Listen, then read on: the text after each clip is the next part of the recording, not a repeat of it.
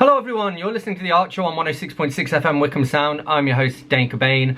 This is the weekly radio show where we chat about the local arts news. We have a different guest on each week. We head over to the Rye Zone for a short story and or some poetry. And we catch up with Twangling Jack Ford over in the Oak Shed for a weekly album review. As always, you can find us on Facebook. If you search for The Art Show on Wickham Sound, you should be able to find us. And we are repeated on Wickham Sound on Monday nights. We're on the Wickham Sound Listen Again, iTunes, Spotify, and wherever else you get your podcasts. Please do leave us a short review on your podcast platform of choice. You can also drop me an email here at the studio on dane.cobain@wickhamsound.org.uk. That's dane.cobain@wickhamsound.org.uk. So this week we have a Twangling Jack Ford album review special, but before we catch up with Twangling Jack Ford in the Oak Shed, we're going to head over to the Rye Zone for the latest instalment of Monsters of Rock by myself, Dane Cobain. Steve Kendall had put the word out amongst a few friends and secured a troupe of backing dancers. They weren't exactly lookers though. They were the Undead, a half-dozen zombie girls in their eternal mid-20s. Their faces had started to rot before they discovered the secret of formaldehyde, which was how Steve managed to look so fresh. Although it didn't help much when his fingers broke off. One or two of them were little more than animated skeletons, and the rigor mortis stopped them from swinging their hips around as much as the nymphs and the dryads could in the videos that aired on MTV. But they had a reasonable sense of rhythm, and they managed to sway from side to side during a few of the slower numbers. The gig at the Phoenix went well, but not as well as the shows at the Rose and Crown. Cedric's place was like a second home to them, and not just because they practiced in the back room. They knew half the punters by name and were always guaranteed a good reception. At the Phoenix, they were out-of-towners, and people had paid at the door to get in. Still, they gave Groen & Co a warm welcome and extended the benefit of the doubt, and Dark Nightmares went down particularly well. The loudest applause of the night came when the rest of the band took a tuning break while Yeva played a stripped-back version of Elixir, but if Groen was bothered by the Dark Elf stealing the spotlight, he didn't show it. In his mind, the Monsters were his band, which meant that he deserved all the credit, even if he didn't have a monopoly on the talent. March rolled into April, and the newspapers were filled with stories about America, where the feds had just made a move on David Koresh and his Branch Davidians. The complex had burned down with huge loss of life. Groen had wanted to write a song about it, but he decided against it because it felt insincere. He hadn't known any of the victims. He felt obliged to leave the grieving to their families. And besides, he had bigger things to think about than writing new material. He had to figure out how the hell he was going to bring the songs that they already had to life when they went into the recording studio. Several weeks later, the band was lurking in a damp basement in a house off the London Road. It belonged to a gnome friend of Groen's who'd fought in the Ore Wars. The gnome had fought for the Italians to begin with, but he'd switched his allegiance once he'd seen which way the wind was blowing, and he'd taken a bunch of secrets along with him. The British government had rewarded him with property and diplomatic immunity. They called him Crazy Dave, and he was known throughout the town for his rock and roll lifestyle. After the war, he'd been a taxi driver in the capital before getting involved in the punk scene of the 1970s. Rumour had it that Crazy Dave was the man who discovered Sid Vicious, as though Sid was a vein of gold in the mines that Groen called home. But for all that, he had a remarkably nondescript appearance. He just looked like a typical gnome, except for a piercing in one ear which trailed a long peacock feather down to his waist. Crazy Dave was a man of many talents, one of which was the ability to run an alternative music studio with an unusual vision.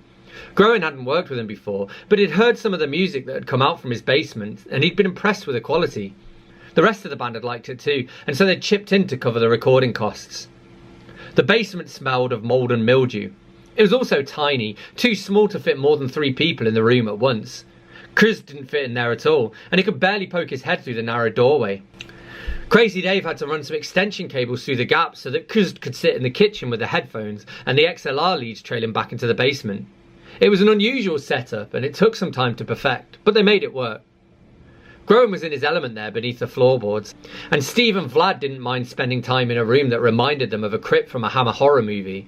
But for Yeva Bankovskis, the situation was a nightmare. How am I supposed to make beautiful music when I'm being buried alive? Groen muttered something that sounded suspiciously like bloody elves beneath his breath, but then he fixed himself with his best smile and turned to face his keyboard player. "We're the real Monsters," he said. "We don't make beautiful music. We make music that people can tap their feet to." The two aren't mutually exclusive. Well, perhaps you're right, Groen conceded. He scratched his nose without realising it and then examined his fingernails as he moved his hands away from his face. They were dirty, ragged, and getting a little long. He put his thumb in his mouth and started to gnaw at it. "Is it a deal breaker?" "Not necessarily," Yeva said. She sighed and drummed her fingernails against the palms of her hands. Groen noticed that she'd ditched her traditional black nail varnish in exchange for a deep crimson that looked like blood. It was a good look. I'll go down into that crypt if you really want me to. Perhaps there's no need, Groen replied. He stroked his beard thoughtfully and peered down into the basement. Let's see if Crazy Dave has another set of extension leads. You can stay up here with Kuz. Recording in Crazy Dave's studio had an unintended side effect. It forced the band to become better communicators, to anticipate the natural changes and fluctuations that came from minor improvisations in the songs that they played 100 times before. With Groen, Steve and Vlad in the basement and Kristen and Yeva on the floor above them, they lost the visual clues that they'd been relying on and had to learn to trust the music. But it didn't come naturally, and so the first few days of recording produced nothing more fruitful than a couple of demos of some of the new tunes that Yeva had written in the back of her camper van. As demos, they were pretty good, but they weren't in Crazy Dave's basement to record a demo. They already had one.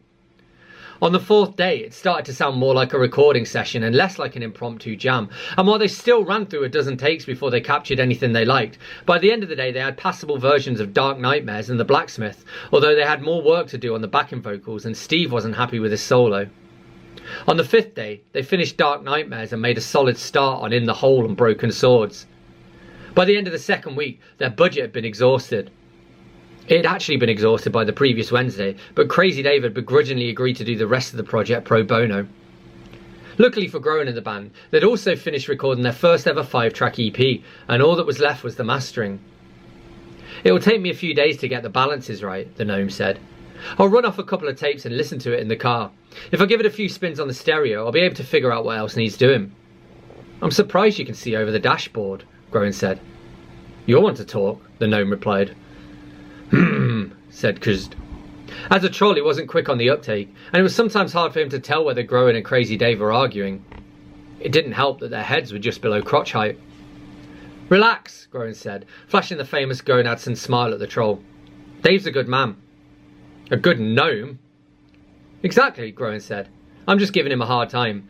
He'll have the tapes for us when he's good and ready. Crazy Dave was living up to his name, wobbling to and fro with irrepressible energy. He looked like a kid who badly needed the toilet, but who was too scared to raise his hand to attract the attention of a teacher. You guys are pretty tight, he said. I'm impressed. Groen, I remember when you were first starting out. I'm not going to lie, you were terrible. But times have changed, bro. Thanks, Groen said, unsure of how to take the backhanded compliment. I tell you what though, Crazy Dave said, you guys are still missing something. Yeah? And what's that? You guys need a manager. I've heard this one before, Yeva said. She was leaning against the wall and staring absent-mindedly at her fingernails. You're going to say you know just the man for the job and you're going to put yourself forward. Are you crazy? Crazy Dave said. He was on to talk. It takes a certain type of person to be a manager. You need to be good with numbers and... Besides, my place is here in the studio. What's wrong with me running the show? Groen asked. Crazy Dave laughed so hard that Steve Kendall had to slap him on the back to make him stop, losing his hand in the process. He murmured a quick, sorry about that, and started the laborious task of stitching it back on again with his one remaining hand. What's so funny? It's nothing, the gnome said. Sure, Groen, you'll do for now. You've already lined up some shows and made it into my studio. But what about a couple of years down the line? What happens if you start talking contracts with a record company? Or if you decide you want to organise a tour?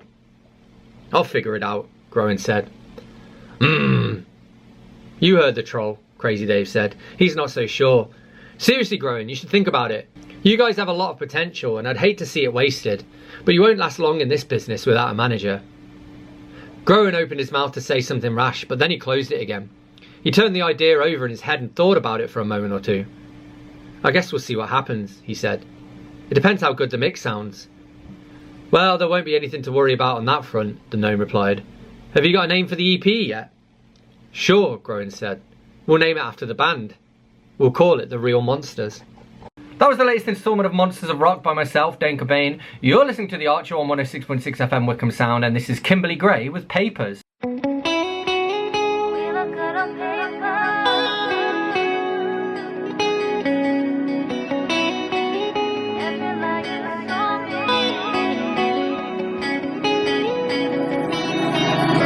Started with an unwritten page. Now we're halfway through our book. Supposed to finish it together. You stole that from me, it would be never. Faded words, faded feelings, faded memories and faded beginnings. It's a blank space, it's a blank page. We look good on paper, then I see a grand design. Every lie you saw me was hidden there between the lines. You're such a stranger, I drew up inside my mind. Couldn't see the dangers, I couldn't even read the sign. I keep riding, hoping things will change. I'm sleeping with a ghost, I feel the chains. We have no trust, what do we have to gain? This is no game. Faded words, faded feelings, faded memories and faded beginnings. It's a blank space, it's a blank page. We look good on paper, then I see a grand design.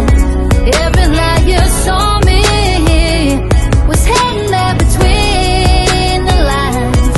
You were such a stranger, I drew up inside my mind. Couldn't see the dangers, I couldn't even read the sign. The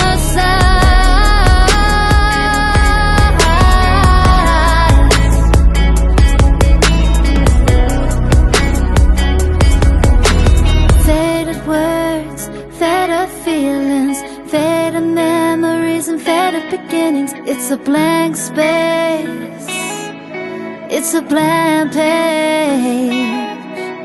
I've carried so much love in my heart, now it's faded, I can see where it started. We have to say goodbye, please don't say try. We look good on paper, then I see a grand design. Every lie you saw me was hidden there between the lines. You're such a stranger, I drew up inside my mind. Couldn't see the dangers, I couldn't even read the sign.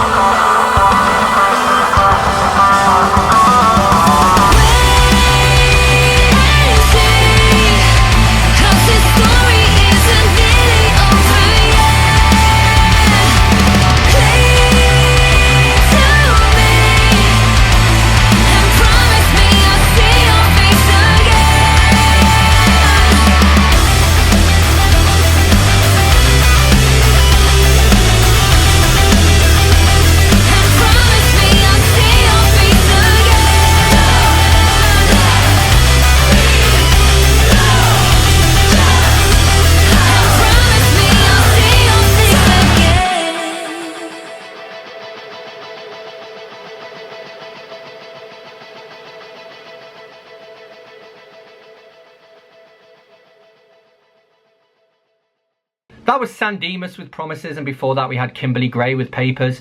You're listening to The Art Show on 106.6 FM Wickham Sound. I'm your host Dane Cobain, and it's time for us to head over to the Ilkshed now to catch up with Twangling Jack Ford for this week's reviews for Twangling Jack Ford's album review special.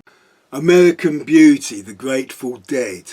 The Grateful Dead were not known for making great studio albums. The Grateful Dead were very much a live act that died when their lead guitarist Jerry Garcia died. Garcia was one of a kind. He could create intricate melodies in real time. Unlike other improvising rock guitar heroes, Garcia did not go in for squealing bends, rapid fire tapping, shredding, whammy bar dive bombs and other crowd-pleasing antics. The Dead were excellent musicians, but the thing they did best was provide a backdrop for Garcia's solos, and because each performance was unique, the Dead released a lot of live recordings. Even now they are still being released. Of their studio albums, most had one or two good tracks, but I think this is the only truly great Grateful Dead studio album, though it is often seen as one of a pair along with Working Man's Dead, an album released the same year, and possibly their second best. American Beauty is a perfect album. Every song is one of their best. They have great melodies, memorable hooks, and the instrumentation is always interesting. I have an old CD and it sounds quite clear and sharp, but I expect recent remasters are even better. There were no great solo singers in the Grateful Dead, but on American Beauty they were singing faultless multi-part harmonies influenced by Crosby, Stills and Nash. It is the last studio album to feature Pigpen, who was one of their founder members and the singer, keyboard player and harmonica player. They had a resident lyricist who collaborated with each of the members, and they all have songs they sing lead on. It is a collection of country-ish Americana type songs, but it has two songs that became Grateful Dead standards. Sugar Magnolia, which is possibly the most typical Dead song on the album, and Trucking, which has become probably their most famous song. Trucking is the closest they get to an up-tempo rocker, and it has some nice Jerry Garcia lead guitar and some Pigpen Hammond organ. American Beauty, the Grateful Dead album for those that don't like the Grateful Dead. Are You Experienced? The Jimi Hendrix Experience. In the early 70s, rock music was often regarded as being quite ephemeral. Old albums had little value and would be sold at discount prices or as 2-for-1 packages. I originally bought Are You Experienced in a plain brown cover for £1, more or less just because I could afford it.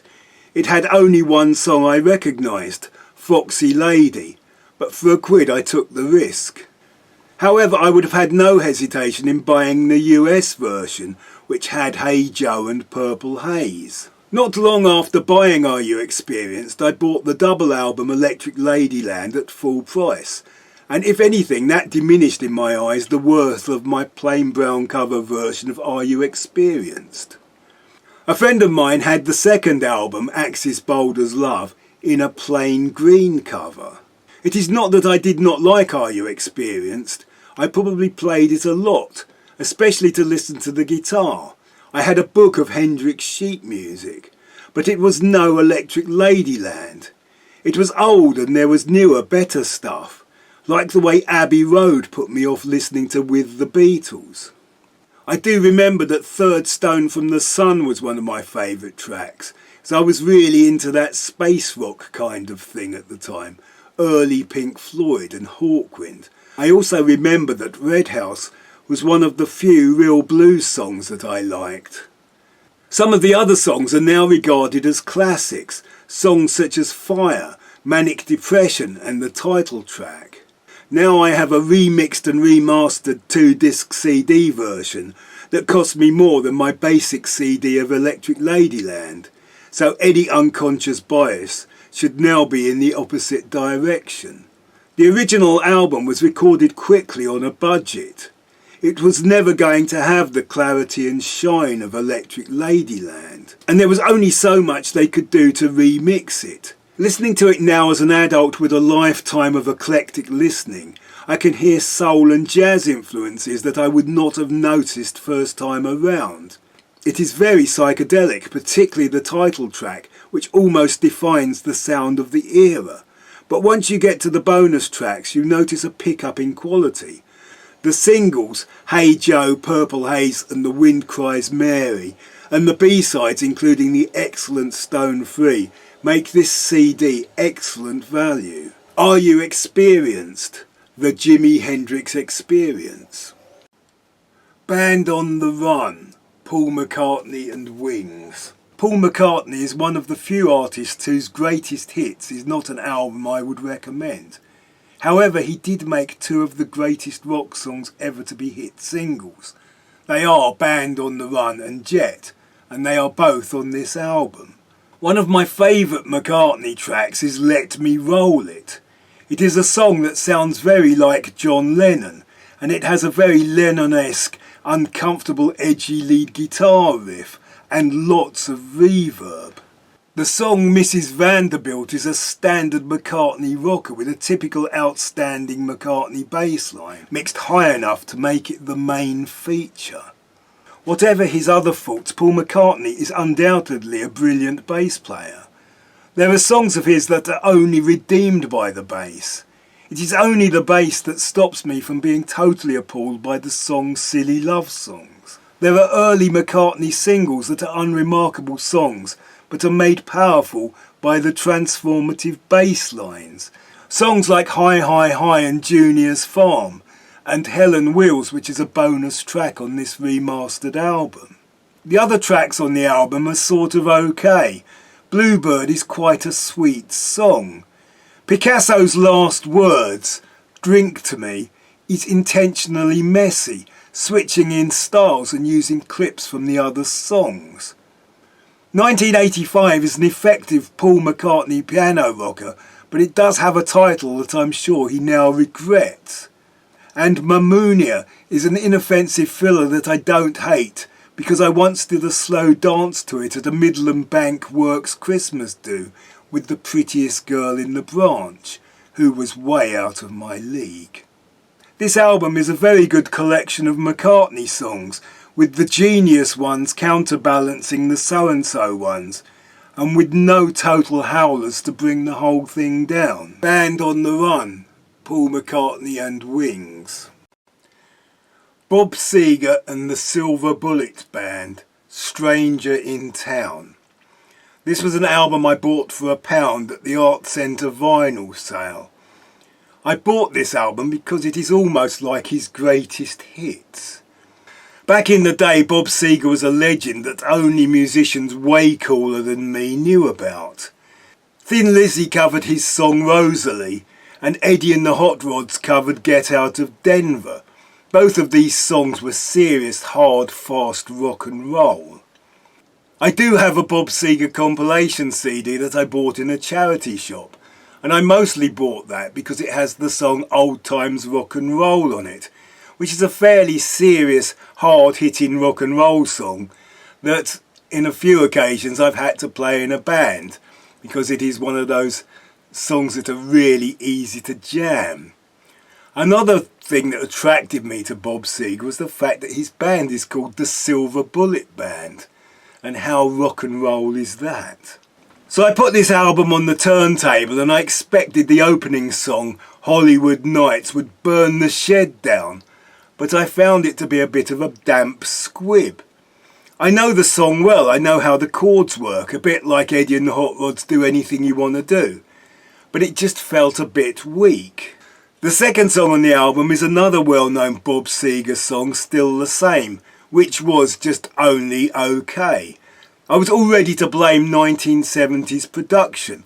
I looked at the sleeve notes and I saw that two of the Eagles were guests on the album, and I imagined that on the whole they were probably going for that mid-70s Fleetwood Mac audience. But then I noticed that some of the tracks were recorded by one set of musicians and the rest were recorded at the famous Muscle Shoals studio, with the Muscle Shoals rhythm section, and these tracks do rock. It is a bit of a shame that something as basic as old times rock and roll sounds so good, whereas the song Feel Like a Number, which has a much more interesting arrangement with a guitar that reminds me a bit of Fearless by Pink Floyd, just does not stand out. Seeger wrote some great songs, and the Muscle Shoals rhythm section does do justice to them. Songs like Till It Shines and his all-time classic We've Got Tonight. The album ends as it probably should, with the kind of ponderous ballad that sounds like something I've heard 1,000 times before, but overall it was all probably worth paying £1 for. You're listening to the Archer on 106.6 FM Wickham Sound. I'm your host Dane Cobain. You've been listening to some of Twangling Jack Ford's album reviews, and this is Esther Hayes with 7 Stars. 7 stars lost their light.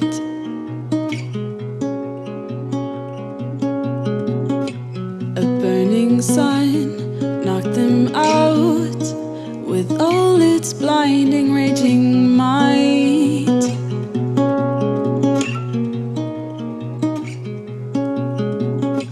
It smashed them apart like a child with a hammer.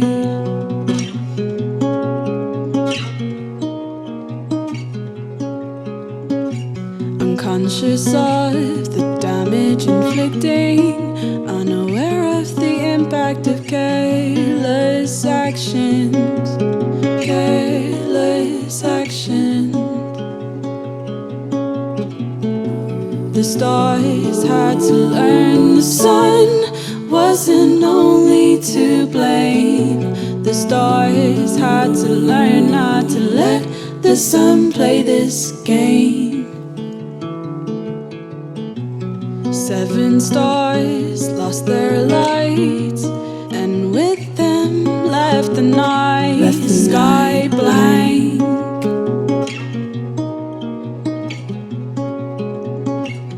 Silly stars should have known, should have seen it coming a mile from home.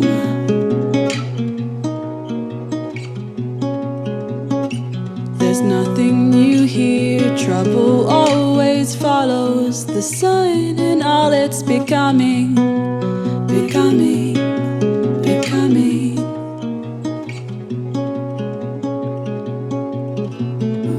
The stars had to learn the sun wasn't only to blame. The stars had to learn not to let the sun play this game. You played a game, always leaving me burned. I'm the one to blame for you, I always yearn. I screamed foul play, you smiled and walked away. For you, these things never mattered to you. Matters of the heart and nothing but clutter. 7 stars lost their light. Why did they never falter? Why did they never falter? With undivided dedication, unaltered, they hope for the sun to have changed, for this situation to have grown. The stars had to learn the sun wasn't only to blame. The stars had to learn not to let the sun play this game. The stars had to learn the sun wasn't only to blame. The stars had to learn not to let the sun play this game. You played a game, always leaving me burned. I'm the one to blame. Oh, you played a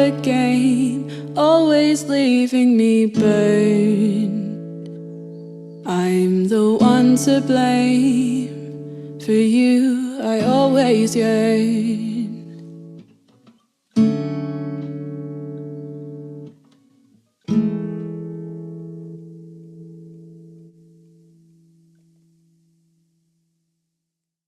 Django Reinhardt, Nuage. This is an LP I picked up from the vinyl sale at Wickham Arts Centre for £1. If you were to read interviews with modern guitarists, they would probably list their influences as the guitarists I grew up with. But when I was young, you would read Melody Maker and NME, and read interviews with the likes of Jimmy Page, Jeff Beck and Jerry Garcia, and they would always list Django Reinhardt as an influence. Reinhardt was injured in a fire and he lost the use of the ring and little finger on his left hand, so he was forced to develop a style of playing using just 2 fingers and occasionally his thumb.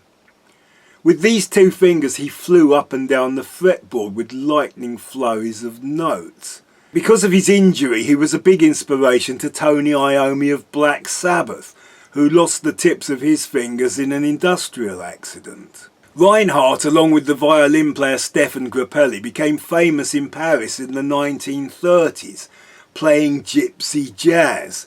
They used only string instruments with usually 2 other guitars and an upright bass.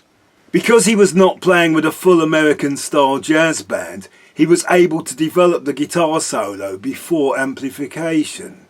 The standard sound of this outfit, called Le Quintet de Hot Club de Paris, or the Hot Club of Paris, was a 2/4 beat with the swing, over which Grappelli and Reinhardt improvised. Reinhardt fused all kinds of influences with American jazz, most notably from his Romany heritage. His fame allowed him to avoid the concentration camps and survive the war, despite the Germans hating both gypsies and jazz. After the war he went electric and was able to fit in when jazz became bebop. This album has original Reinhardt compositions along with interpretations of famous tunes by the likes of George Gershwin and Cole Porter. Some of the later recordings from the 40s and the 50s, and many from the 30s, can be characterised by the tune Sweet Georgia Brown, where the backing has that goes da da da, and the lead will go da da da da da da da da da, that kind of thing.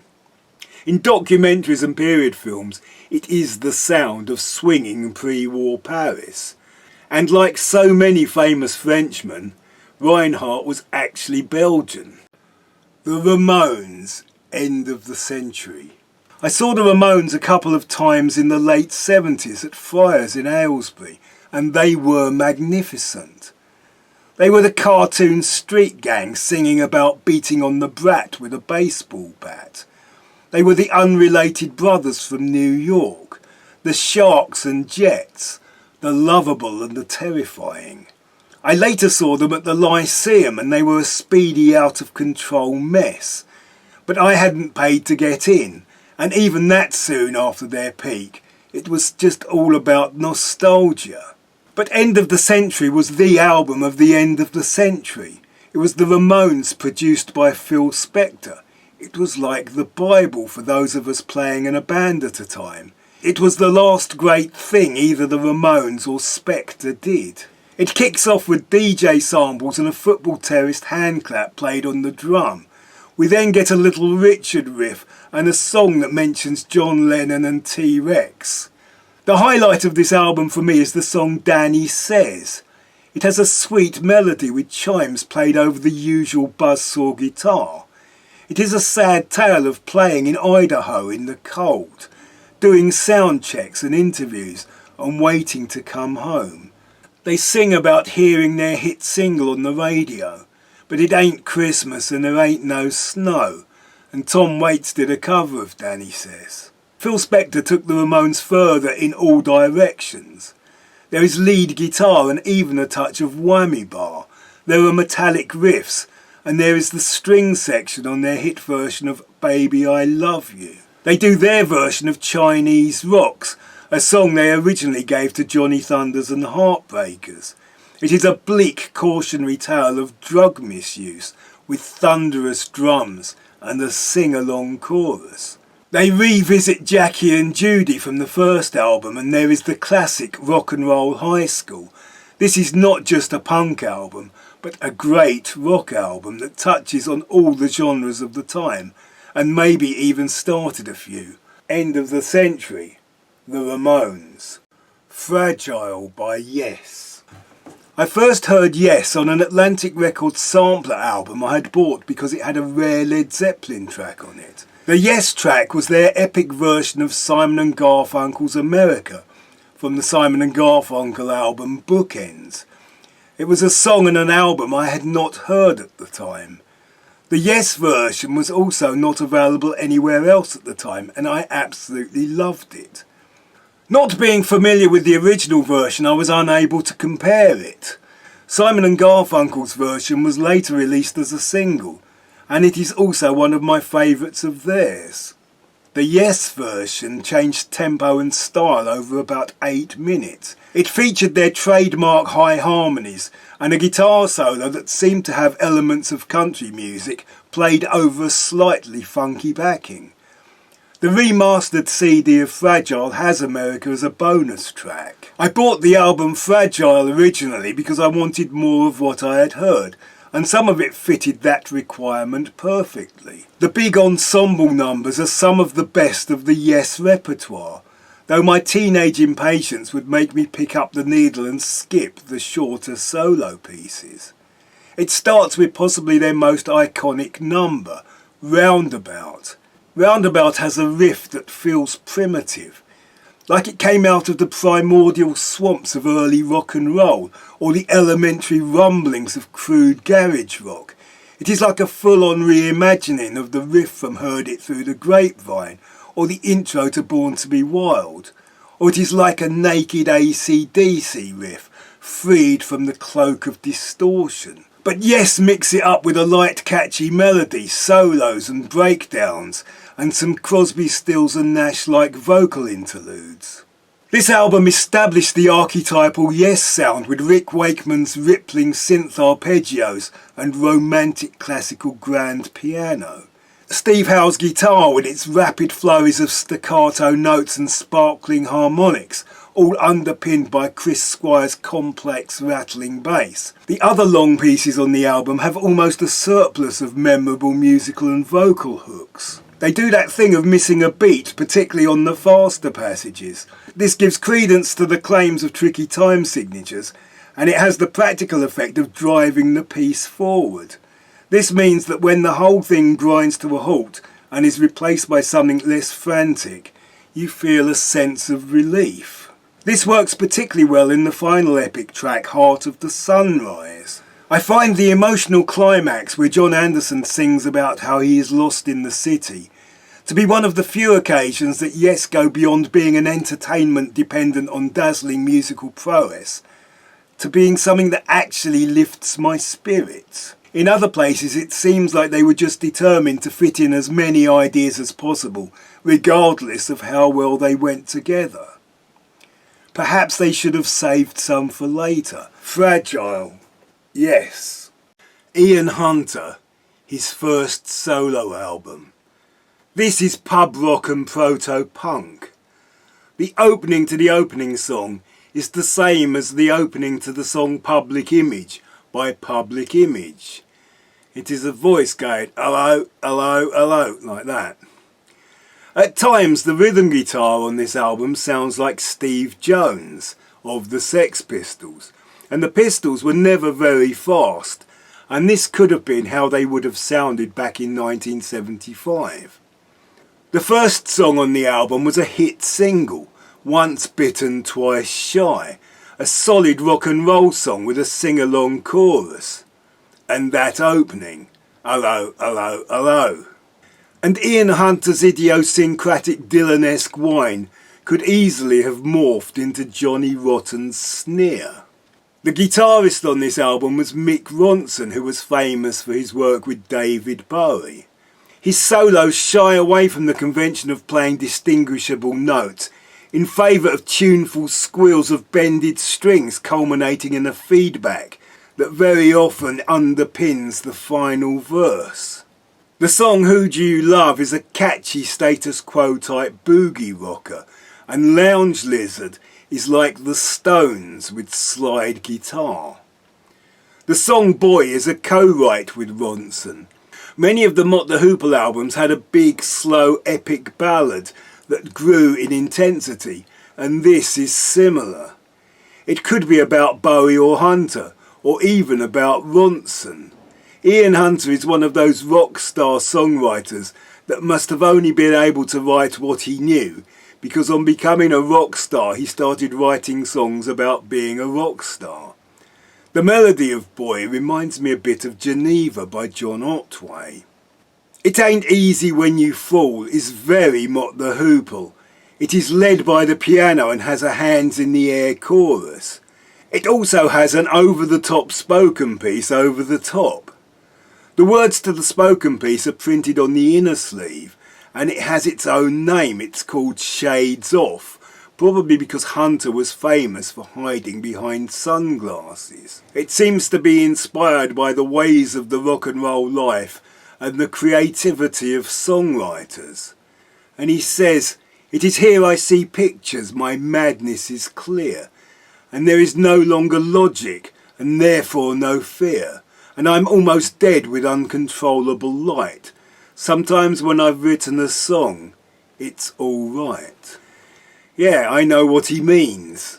The album ends with a song called I Get So Excited, which is a golden age of rock and roll type glam rock party song.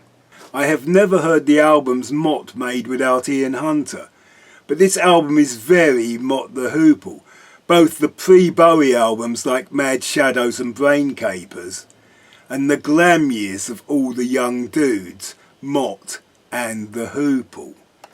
Ian Hunter, his first album. In a Silent Way, Miles Davis. I bought this album for about £1 from the Cancer Research charity shop in High Wycombe. I knew nothing about it, and looking at the cover, which is a picture of him wearing a suit, I expected it either to be like the Miles Davis classic Kind of Blue, or the kind of jazz he had played with his jazz quintet. But listening to this album, my first thought was, how did I not know about this? In the late 60s, Miles Davis wanted to appeal more to rock fans. He encouraged his keyboard players to go electric, and he started to appear at rock festivals like the Isle of Wight. He dropped the suits and the shirts and the ties, and he started to try to look more like Sly Stone of Sly and the Family Stone. But rather than just make a rock version of jazz, he released an album of quite experimental and challenging music that was neither jazz or rock. That album was called Bitches Brew and was one of the most successful he ever made. Bitches Brew is an album I found to be a bit of a challenge. I worked at understanding it. I read about it and watched YouTube clips, and now I listen to it quite regularly when I'm in the mood for something a bit different. What I did not know was that before making Bitches Brew, he made In a Silent Way, and it is almost the opposite to Bitches Brew. It is very easy to listen to, and it features many of the same musicians he used on Bitches Brew. It was also created by Editing Jams, so they obviously chose the sections that were easiest on the ears. In places it features John McLaughlin on guitar, and in places it is Miles Davis's trumpet which is the lead instrument, but much of it is keyboard-led rhythmic vamping. It is a more obvious combination of jazz and rock. It features musicians who would go on to create jazz fusion. If you are a rock fan wanting to get into Miles Davis, this is definitely the best place to start. It is always sweet but never bland, interesting but never showy-offy. Miles Davis was sometimes an excellent trumpeter playing with jazz or classical ensembles, or he was sometimes a pioneering artist, pushing the boundaries, often beyond what his audience expected or wanted. But this is probably a perfect album. It is a jazz album for people who don't like jazz. Miles Davis, In a Silent Way. Alright, big thank you to Twangling Jack Ford for this week's album reviews. You're listening to The Art Show on 106.6 FM Wickham Sound. I'm your host, Dane Cobain, and this is Waterfall with Bundle of Sticks.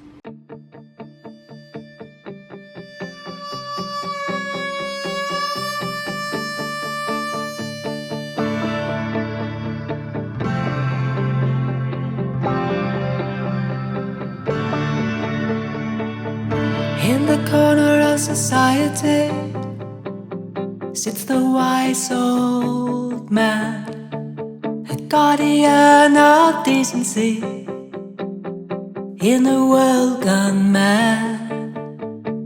He sees the boy men racing by, imaginary garlands round their heads, endless words dripping from their lips.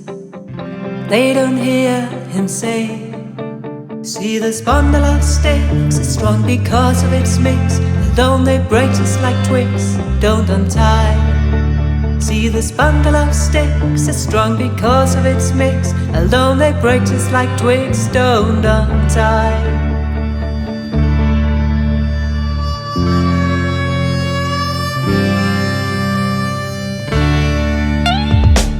They're soaring eagles aiming high. The wise old man is on the ground. From their flight across the sky, they never hear the wisdom in his words. See this bundle of sticks is strong because of its mix. Alone they break just like twigs, don't untie. See this bundle of sticks is strong because of its mix. Alone they break just like twigs, don't untie.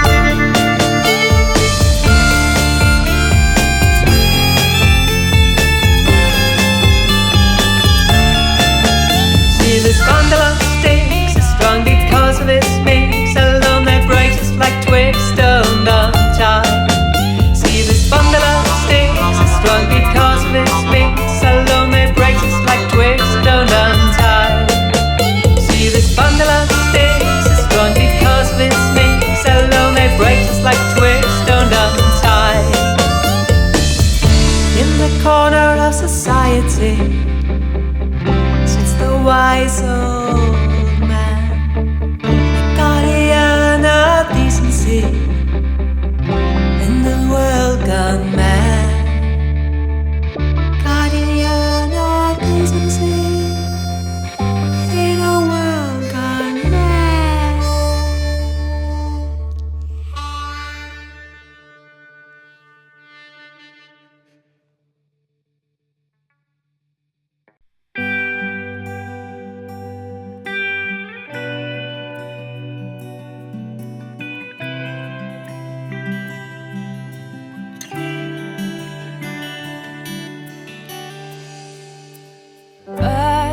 Said and walked away. How far is tomorrow?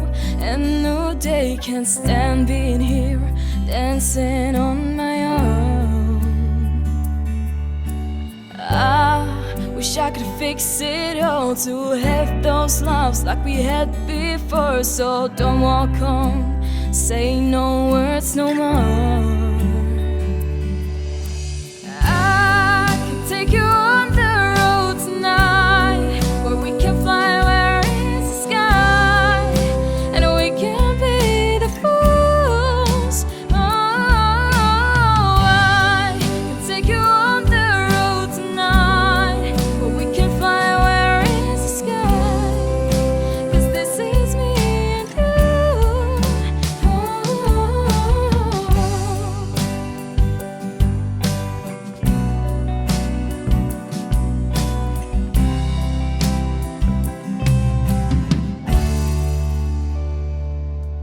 Now it's been months and weeks and days, yet in the distance I see your face.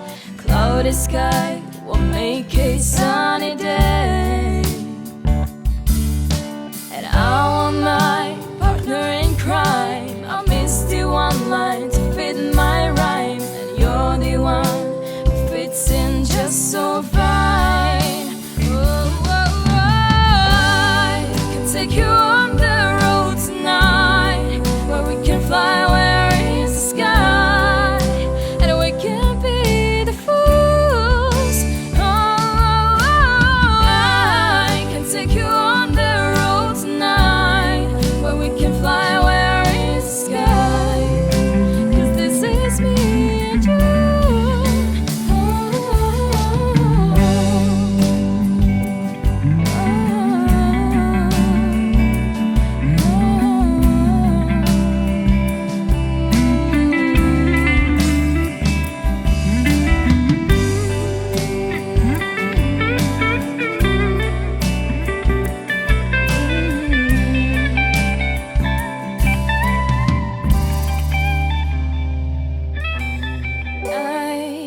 take you on the road tonight, where we can fly, where is the sky.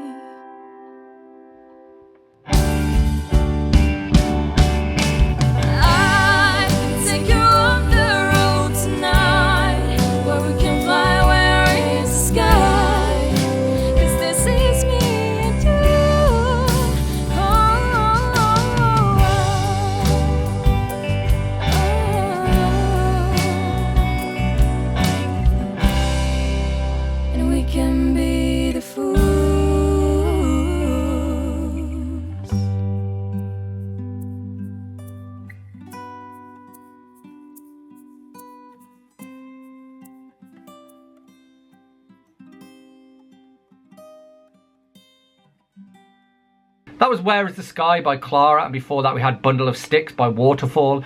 You're listening to The Art Show on 106.6 FM Wickham Sound. I'm your host Dane Cobain, and this is normally the part of the show where we would be catching up with Twangling Jack Ford for a weekly album review, but of course he's already been all over this show. So instead I've got my usual reminders that you can find us on Facebook. If you search for The Art Show on Wickham Sound, you should be able to find us.